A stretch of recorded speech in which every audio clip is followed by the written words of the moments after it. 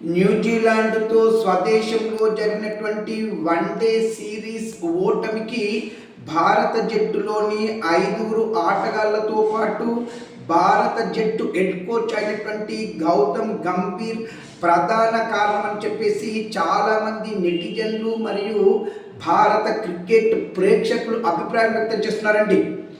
గౌతమ్ గంభీర్ వైపే చాలామంది వేలెత్తి చూపుతుండగా భారత టీంలోని 5 ఆటగాళ్ళ ఆట కూడా వాళ్ళ సామర్థ్యానికి తగ్గట్టు లేదన్న విమర్శలు వస్తున్నాయి. వాళ్ళలో ముఖ్యంగా శుభమన్ గిల్, రోహిత్ శర్మ, కుల్దీప్ యాదవ్, రవీంద్ర జడేజా మరియు శ్రేయస్ అయ్యర్ అండి.